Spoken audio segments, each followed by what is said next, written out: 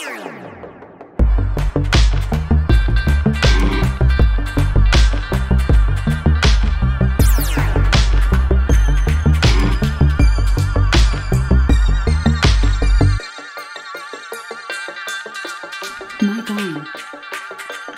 morning, everyone. Wow, you know, I asked my good friend Joe Stacy to make me some bumper music for my YouTube channel, and he certainly did. I'm kind of digging it.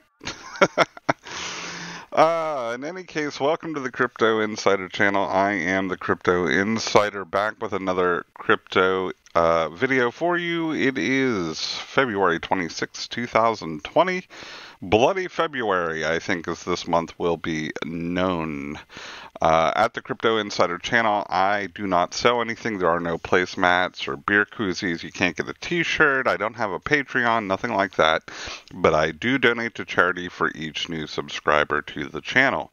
And I think we had 10 since yesterday. We had some technical difficulties yesterday with our YouTube channel. So hopefully everybody was able to see the videos that we put out. We donate some XRP for each new subscriber to Good XRP. They break it down and send it off to those charities that are listed on the screen in front of you. And it helps them get their mission accomplished. All kinds of good stuff: homeless veterans, educational materials, clean water, dog rescues. You can research the handles there if you want to know more about any of the charities. There's some handles there on the screen that you can feel free to look at or peruse after this or during this video. Whenever you want to peruse away. I also want to say that I am not a financial advisor, registered investment advisor, tax accountant. I don't have any investment products to sell you. So all the disclaimers that apply to everyone else apply to me. Do your own research and reap your own rewards or suffer your own consequences. I have been working in the fintech space for a long, long time, 17 years now.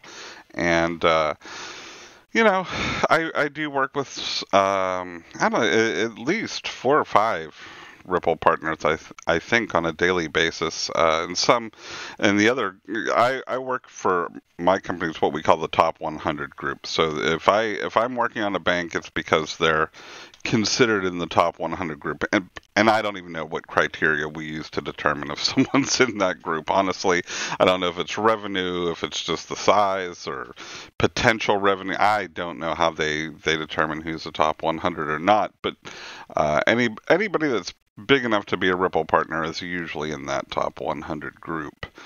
Anyway, let's move on to some live coin watch action. What I noticed earlier today is that the Bitcoin dominance has increased back up to that 65% mark.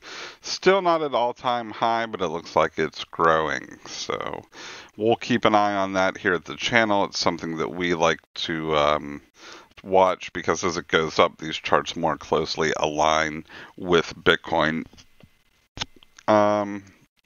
Everybody is suffering significant drops. One analyst I saw predicted the lowest that he thinks Bitcoin would go is 8,800, but a few days ago I had one predicting 9,400, who broke through. Obviously, we broke through 9,400. Bitcoin sitting at 9,021. I don't know. Bitcoin has suffered over the past 24 hours a 4.26% loss, which is not as much as some of the other cryptos. If you scroll down the list, you'll see 8, 9, 10% is common, 11%, 12%, 13%. So Bitcoin, I don't want to say holding steady because it is losing, but it's not losing quite as much as everyone else. XRP down 9.4% to 23.4 cents. So if you missed out on some of the low prices, or you're new and you got in up at the 30 or 34 cent mark, this is what will be referred to in the crypto community as a buying opportunity.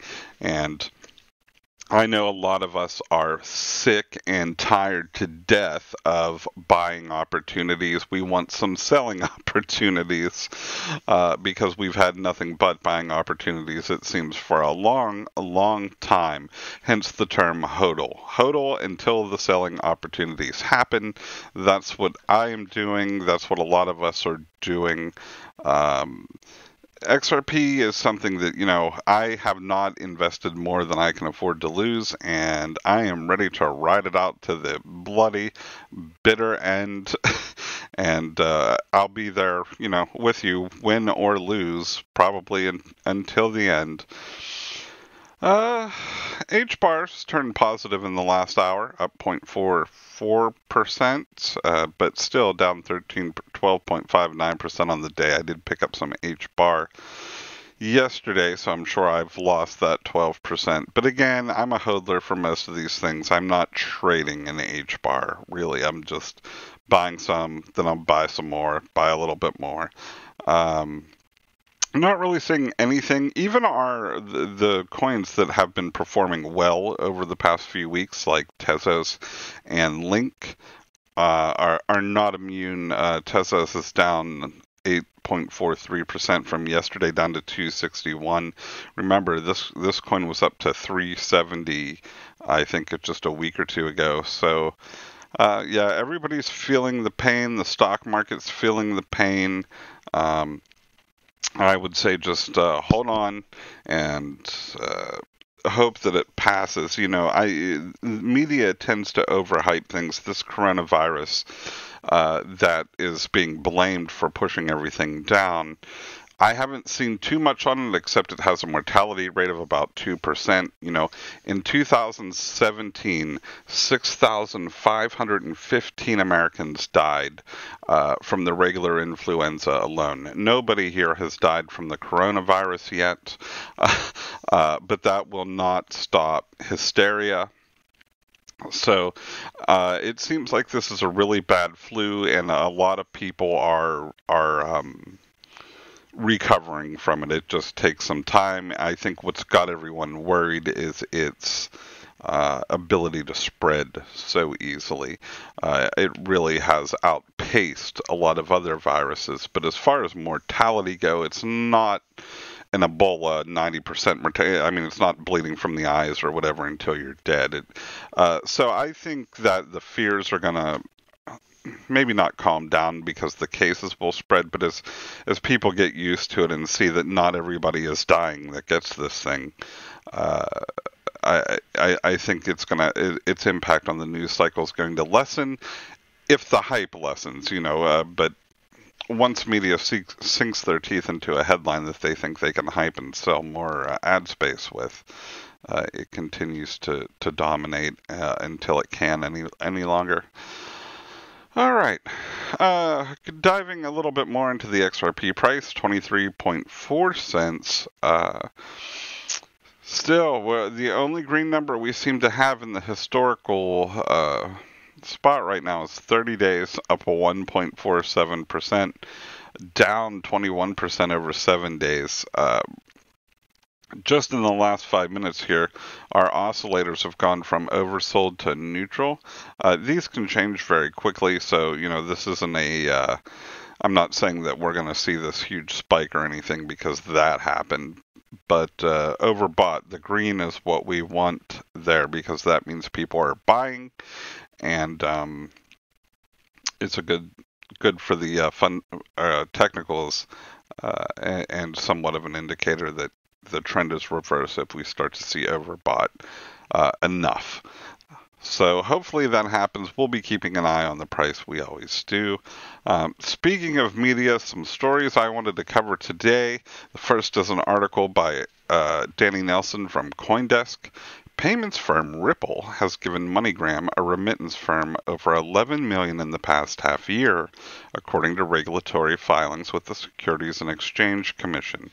So this article is kind of presented as a piece of investigative journalism, like, oh, Ripple is paying MoneyGram to use their product, and then it goes and talks about how MoneyGram had to report it, but, it left earnings unchanged. The accompanying press release read that MoneyGram continued to expand its strategic partnership with Ripple as the first money transfer company to scale the use of blockchain capabilities. Previously, MoneyGram disclosed it utilizes various Ripple products, including its on-demand liquidity product that runs on XRP. It had piloted Ripple's flagship currency in 2018. Yeah, I think they started sort of towards the end. It was either the third or fourth quarter of 2018. Sorry, coffee. The new filings do not state what Ripple's $11 million is for. It said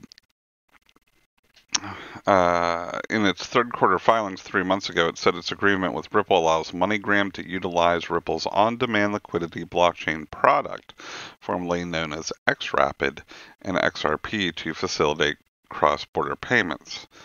The company is compensated by Ripple for developing and bringing liquidity to foreign exchange markets facilitated by Ripple's blockchain and providing a reliable level of foreign exchange trading activity.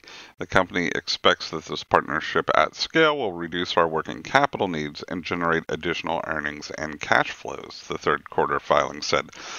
So, the article is making it look like, Ripple's paying MoneyGram to use their products. And in a sense, they are. A piddly $11 million. I mean, between these two companies they probably have more in their discretionary lunch budget than $11 million. But this is what's going to get the news story. And so somebody at Ripple, Ashish Birla, picked this up and kind of blasted Danny Nelson a little bit.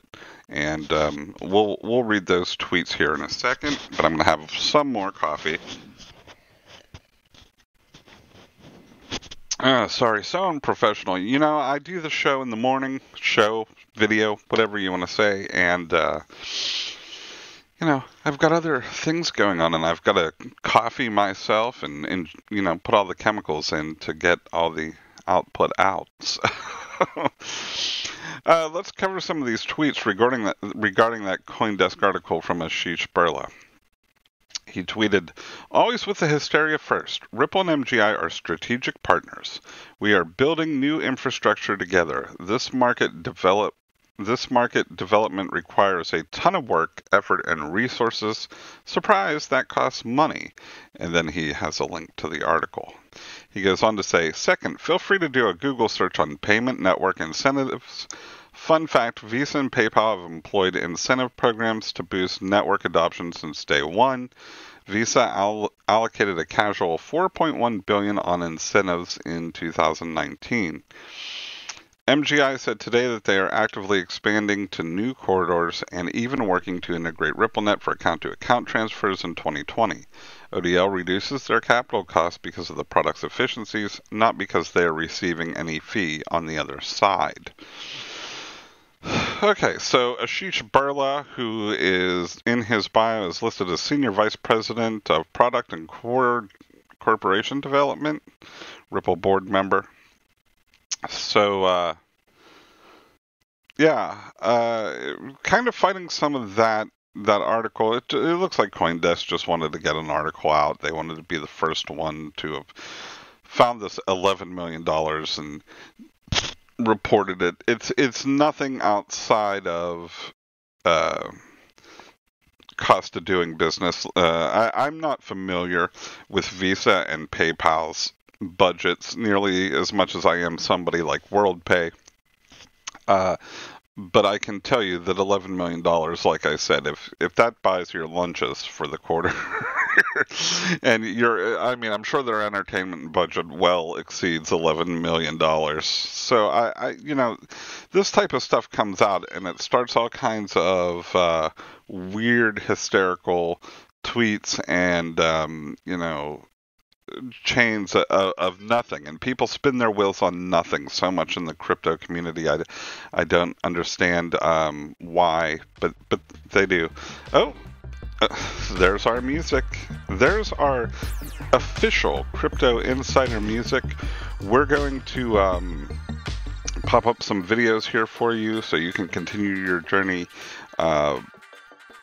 Like and subscribe. We will send a small donation on your behalf to @GoodXRP if you do. And enjoy your crypto insider journey, HODL, and let me know what you think. Do you like the music? Do you hate the music? And we'll go from there.